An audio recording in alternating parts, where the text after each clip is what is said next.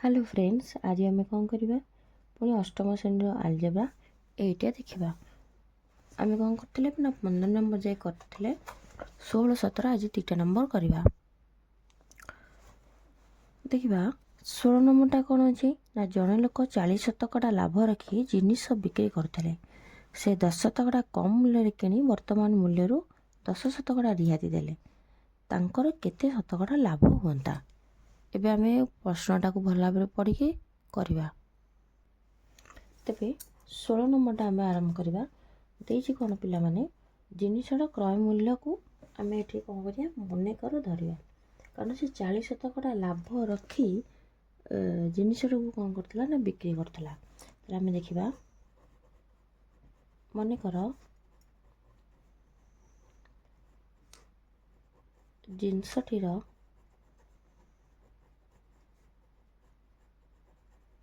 क्रय मूल्य, जिनिसटीर क्रय मूल्य केते देछि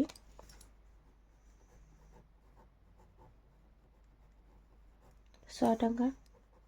प्रश्न अनुसार आम लाभ केते देदेला 40 टंका। ताले आम लाभ केते देला ना 40 टंका। ताले विक्रय मूल्य आम एठी बाहर कर परबा सूत्र पकेकी। विक्रय मूल्य केते हबो क्रय मूल्य युक्त लाभ। ताले 100 टंका युक्त 40 टंका समान केते हला ना 140 टंका। ये वर्तमान जहाँ को किनी थला भाई वर्तमान क्रय मूल्य पर से प्रश्न देथिला कोन से 10 शतकड़ा कम मूल्य रे किनी वर्तमान मूल्य रु 10 शतकड़ा रिहाती देले। एबे हमें 10 शतकड़ा कम मूल्य रे किनिले केते पाइबो। ताले प्रश्न देछि कोन ना 10 शतकड़ा कम मूल्य रे किनी पिलाटी कौन कर प्रश्नटी को भल भाव पढ़ी कौन पचार ताकू बुझिकी आम से अनुसार कौन करवा उत्तरटा करवा। एमती भी अंक आम बहुत कर सारे। क्रय मूल्य केते हला जेहेतु कम ताले 100 टंका किनथिले 10 टंका कम रे बिकिले केते हबो 90 टंका।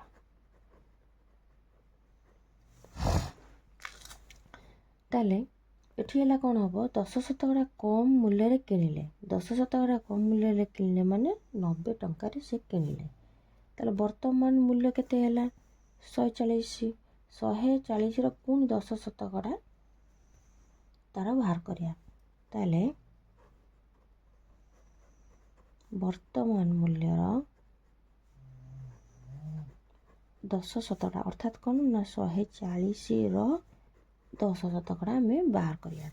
140 रो 10 शतकड़ा कौन 140 कौन 10 शतकड़ा बाहर करदबा 10 व्यक्त केते हला ना 100 शून शून कटिगला आमर हला केते ना 14 टंका। अच्छा ये जो 14 टंका हला आम कौन करवा बिक्री करबे केते टंका रे बाहर करदबा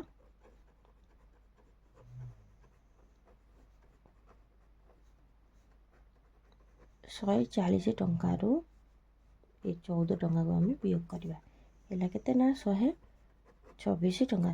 पिला माने बुझीगले बहुत सहजिया बेसी किछि कष्ट नहीं। तापर लाभ बाहर करबा एठी आम 10 शतकड़ा लाभ होइतिला सेते बेले 126 फेराण 90 126 टंका बिक्री कले इटे 90 टंका थिला आम ताको कौन कले क्रय मूल्य थिला 90 टंका पेला पर हमर केते लाभ होला ना 36 टंका। एबे लाभ यदि 36 टंका हला मु शतकड़ा लाभ सूत्र पकेकी बाहर कर देबी। ताले आम एबे देखिबा कोन लाभ बाहर करथले एबे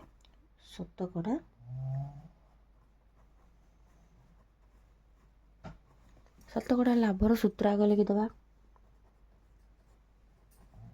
लाभ बाय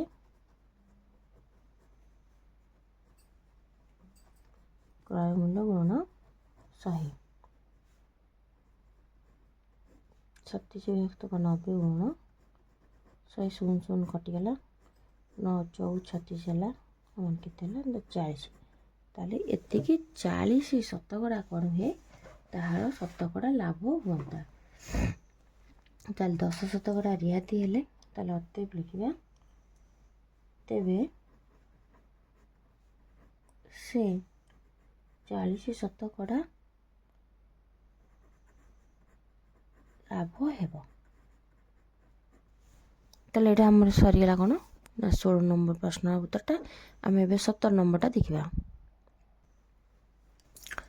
17 ନମ୍ବରଟା ଭଲ ଭାବରେ ପଢ଼ିବା। ଦେଇଛି କ'ଣ ଗୋଟିଏ ଜିନିଷର କ୍ରୟ ମୂଲ୍ୟ 500 ଟଙ୍କା। ଦୋକାନୀଟି ଜିନିଷରେ ଏକ ମୂଲ୍ୟ ଲିଖିତ ମୂଲ୍ୟ ଉପରେ କ'ଣ କଲା ନା 25 ଶତକଡ଼ା ରିହାତି ଦେଇ ବିକ୍ରି କରେ। ଜିନିଷଟିର 10 ଶତକଡ଼ା ଲାଭ କରନ୍ତି। ତାହେଲେ କ'ଣ ହେବ ନା ତେବେ ଜିନିଷର ଲିଖିତ ମୂଲ୍ୟ ନିର୍ଣ୍ଣୟ କରିବା। ତାହେଲେ ଆମେ ଜିନିଷର ଲିଖିତ ମୂଲ୍ୟ ନିର୍ଣ୍ଣୟ କରିବା। ଭଲ ଭାବରେ ବୁଝିବା। ଦେଖିବ ଗୋଟେ ଜିନିଷଟିକୁ ସେ 5 ଟଙ୍କା ଦେଇକି କିଣିଲେ। ଦୋକାନୀ ଜିନିଷର ଏକ ମୂଲ୍ୟ ଲେଖି ତା ଉପରେ ଯେକୌଣସି ଗୋଟେ ମୂଲ୍ୟ ସେ ଲେଖିଲା। ଯେଉଁ ମୂଲ୍ୟଟା ଲେଖିଲା ଲିଖିତ ମୂଲ୍ୟ ଉପରେ 25 ଶତକଡ଼ା ରିହାତିରେ ତାକୁ ବିକ୍ରି କଲା। ଯେତେବେଳେ ତାକୁ 25 ଶତକଡ଼ା ରିହାତିରେ ଆମର ବିକ୍ରି କଲା ଜିନିଷଟିରେ 10 ଶତକଡ଼ା ଲାଭ ହେଲା। ତେବେ ମୁଁ ଜିନିଷର ଲିଖିତ ମୂଲ୍ୟଟାକୁ ହିଁ କ'ଣ କରିବି ନା ବାହାର କରିବି। କ୍ରୟ ମୂଲ୍ୟ ସେ ଲେଖିଥିଲା ଆଣିଥିଲା କ୍ରୟ ମୂଲ୍ୟରେ, କିନ୍ତୁ ଜିନିଷ ଉପରେ ଆମର କ'ଣ ହେଲା ନା ଯେଉଁ ଲିଖିତ ମୂଲ୍ୟ ହେଲା ସେଥିରେ 10 ଶତକଡ଼ା ଲାଭ 25 ଶତକଡ଼ା ତାକୁ କ'ଣ କଲା ରିହାତିରେ ବିକ୍ରି କଲା। ତାହେଲେ ଏ ପ୍ରଶ୍ନଟି ପିଲାମାନେ ଭାରି ସହଜିଆ ଅଛି, ଆମେ ତାକୁ ଦେଖିବା। ତାହେଲେ ଜିନିଷର କ୍ରୟ ମୂଲ୍ୟ ଆମର ଦେଇଦେଇଛି କ'ଣ ତାରି ଉପରେ ଆମର ବାହାର କରିବା 500 ଟଙ୍କା। ଲାଭ ସମାନ କେତେ ହୁଏ 10 ଶତକଡ଼ା। ତାହେଲେ ମୁଁ ବିକ୍ରୟ ମୂଲ୍ୟ ସମାନ 100 ଯୁକ୍ତ ଶତକଡ଼ା ଲାଭ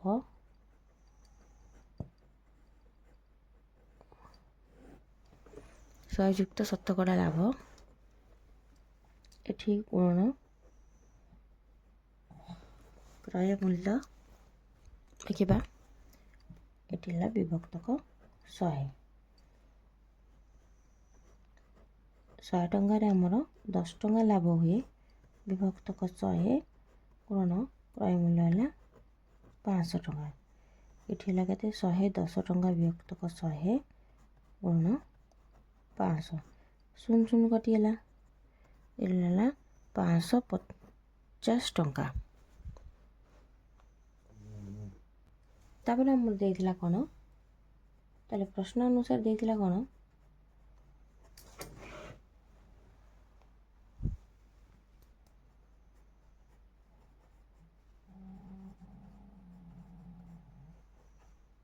ରିହାତି ଦେଇଥିଲା 25 ଶତକଡ଼ା। ଆମର ରିହାତି କେତେ ଦେଇଥିଲା ନା 25 ଶତକଡ଼ା ଦେଇଥିଲା। ଯଦି ରିହାତି 25 ଶତକଡ଼ା ଦେଇଥିଲା ଆମେ ଲିଖିତ ମୂଲ୍ୟକୁ ମନେକର ଧରିବା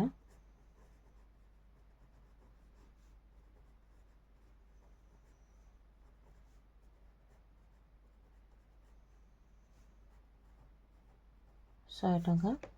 ଯଦି ରିହାତି ହେଲା ତାହେଲେ 25 ଶତକଡ଼ା ଉପରେ ରିହାତି ଦେବ ତାହେଲେ ବିକ୍ରୟ ମୂଲ୍ୟ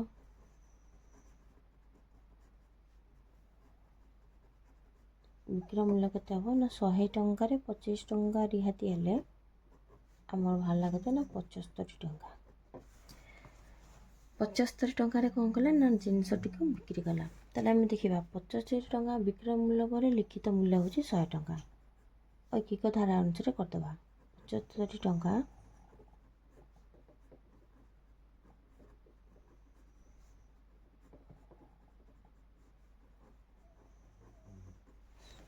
75 ଟଙ୍କା ବିକ୍ରୟ ମୂଲ୍ୟ ବେଳେ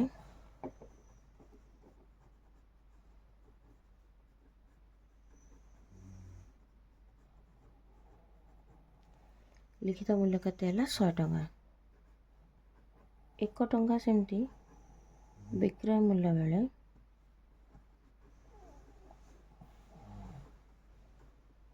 ଲିଖିତ ମୂଲ୍ୟ 100 ବିଭକ୍ତକ 75 ଟଙ୍କା। ସେମିତି 550 ଟଙ୍କା ବିକ୍ରୟ ମୂଲ୍ୟ ବେଳେ लिखित मूल्य बाहर करदे 100 व्यक्त को 75 गुण 550 टंका। देखिए आवे कौन है यहाँ दुटा को 5 कटिज आम 25 कटिदेले भी कटिज 25 3 75 25 दुणे 50 25 दुणे 50 बाहर केते ना 220 टंका 20 आ गोटे शून्य अच्छी पे 2200 टंका विभक्त को तलेला 3 ताको हरिले आमर बाहर केते 733.33 टंका। अते आमर थिला कोन अते जिनसटीर लिखित मूल्य केते आम लिखिदेबा कोन अते जिनसटीर